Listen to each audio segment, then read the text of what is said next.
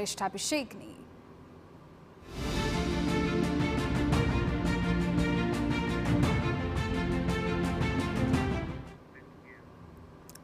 તો રથયાત્રાનો પ્રથમ પડાવ એટલે જળયાત્રા સોમનાથ બુદરના આરેથી પરત પહોંચી ચૂકી છે મંદિર અને અત્યારે થઈ રહ્યો છે પ્રભુનો અભિષેક।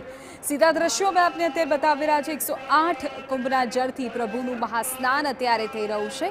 તમામ જે લોકો ત્યાં હાજર છે, ખાસ તો જે અગ્રણીઓ ત્યાં ઉપસ્થિત છે, તેઓ આ જે પ્રભુનો અભિષેક છે તે કરી રહ્યા છે। અલગ અલગ દ્રવ્યોથી અભિષેક કરવામાં આવતો હોય છે। આ અલગ અલગ જે કળશ ત્યાં પહોંચ્યા છે તેના જળથી જગન્નાથજીનો અભિષેક કરવામાં આવે છે અને અભિષેક કર્યા બાદ જગન્નાથજીના ગજવેશ સ્વરૂપે દર્શન થતા હોય છે।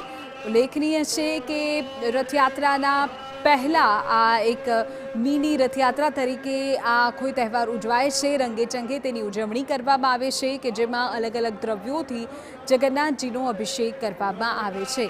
અમદાવાદ જગન્નાથ મંદિરની પરંપરા અનુસાર જ્યારે જળયાત્રાનો ઉત્સવ હોય છે એ જ દિવસે જળ ભરવા માટે અલગ અલગ કળશ સાથે એક આખી યાત્રા નીકળે છે સોમનાથ બુદરના આરે। તેના દ્રશ્યો પણ અમે આપને આજે બતાવ્યા હતા અને ત્યાં ગંગા પૂજન કર્યા બાદ એ જળને નિજ મંદિર સુધી લાવવામાં આવે છે અને તેનાથી ભગવાનનો અભિષેક કરવામાં આવે છે। અમદાવાદમાં જગન્નાથજી, ભાઈ બલભદ્રજી અને બહેન સુભદ્રાજી હવે મામાના ઘરે વેકેશન કરવા માટે જશે અને એ પહેલાં આજે પ્રભુના દર્શન થઈ રહ્યા છે। હવે 15 દિવસ સુધી જગન્નાથજીના દર્શન અહીં નિજ મંદિરે નહીં થાય અને એટલે જ ખાસ મોટી સંખ્યામાં લોકો દર્શનાર્થે પણ ઉમટતા હોય છે।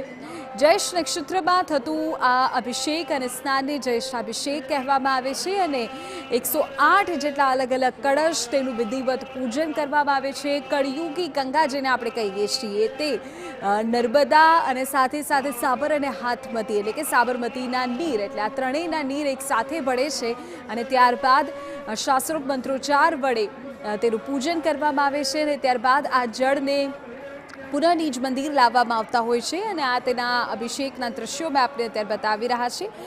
દર વર્ષે જળયાત્રાનું વિશેષ મહત્વ એટલે પણ રહેતું હોય છે કે જળયાત્રા બાદ રથયાત્રાની અષાઢી બીજની ઇંતજારી ઓર વધી જાય છે અને રથયાત્રાનો આ પ્રથમ પડાવ કહેવામાં આવે છે। આજથી તો જગન્નાથ મંદિરમાં રંગેચંગે ઉત્સવની કામમાં તમામ લોકો લાગી જશે કારણ કે રથયાત્રા એક ખૂબ મોટો પર્વ અને ખૂબ હર્ષોલ્લાસથી તેને અમદાવાદ નગરના લોકો બનાવતા આવ્યા છે। જગન્નાથપુરી બાદ સૌથી મોટી જો યાત્રા નીકળતી હોય તો એ અમદાવાદના જમાલપુર સ્થિત જગન્નાથ મંદિરથી પ્રભુની યાત્રા નીકળે છે।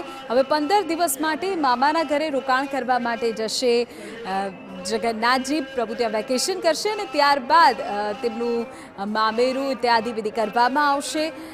ઉલ્લેખનીય છે કે આજે બળદગાડામાં પ્રભુની જે ઉત્સવ મૂર્તિ હોય છે તેને સાથે રાખીને ત્યાં સોમનાથ બુદરના આરે લઈ જવામાં આવે છે જ્યાં પૂજન ઇત્યાદિ થયું અને હવે અભિષેક થઈ રહ્યો છે। સાબરમતીનું જળ તેમાં 108 જે કળશ ભરાઈને આવ્યું છે તેનાથી અને વિવિધ દ્રવ્યોથી જગન્નાથજીના મહાઅભિષેકનો આ પર્વ છે કે જેને ખાસ કરીને ઉજવવામાં આવે છે। જ્યાં પણ શ્રી કૃષ્ણના અલગ અલગ સ્વરૂપો પૂજાય છે ત્યાં પ્રભુની સ્નાન યાત્રા જળયાત્રાનું વિશેષ મહત્વ રહ્યું છે। જગન્નાથપુરીમાં સ્નાન યાત્રા તરીકે આખો ઉત્સવ ઉજવાય છે અને અમદાવાદમાં આપણે જળયાત્રા કહીએ છીએ। અમારા સંવાદદાતા જિગ્નેશ પણ વધુ વિગતો આપી રહ્યા છે। જિગ્નેશ, આજના દર્શન અને આજના ઉત્સવનું મહત્વ કદાચ એટલે પણ વધી જાય છે કારણ કે હવે 15 દિવસ જમાલપુરમાં જગન્નાથજીના દર્શન થવાના નથી એટલે જ અભિષેકનો લાવો લેવા ભક્તો ઉમટ્યા હશે।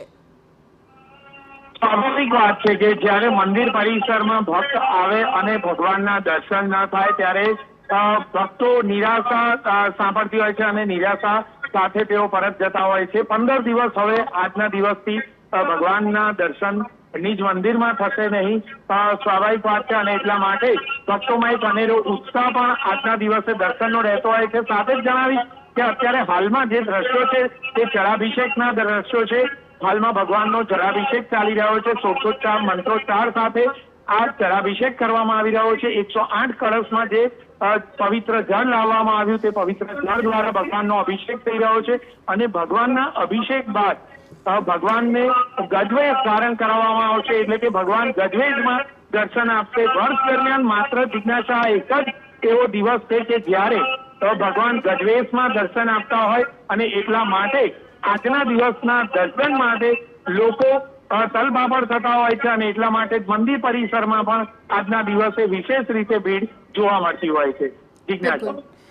જોઈ પણ શકાય છે દ્રશ્યોમાં કે અલગ અલગ જે ધાર્મિક આગેવાનો છે તેઓ પણ અહીં આ પૂજન વિધિમાં જોડાઈ રહ્યા છે. રામેશ્વરદાસ હરિયાણી સહિતના તમામ જે આગેવાનો છે, ધાર્મિક આગેવાનો, તેઓની ત્યાં હાજરી છે. તમામ અલગ અલગ ધર્મના જે સનાતનના જે અનુયાયીઓ છે તેઓ ખાસ ત્યાં ઉપસ્થિત રહ્યા છે. લોકોની પોતાની એવી ઈચ્છા રહેતી હોય છે કે તેઓ જગન્નાથજીનો અભિષેક પોતાના હાથે કરે અને આ એક લાવવો એવો હોય છે કે જે અમદાવાદ નગરના વાસીઓ પણ ચૂકવા ઈચ્છતા નથી અને એ પ્રકારના જ દ્રશ્યો છે.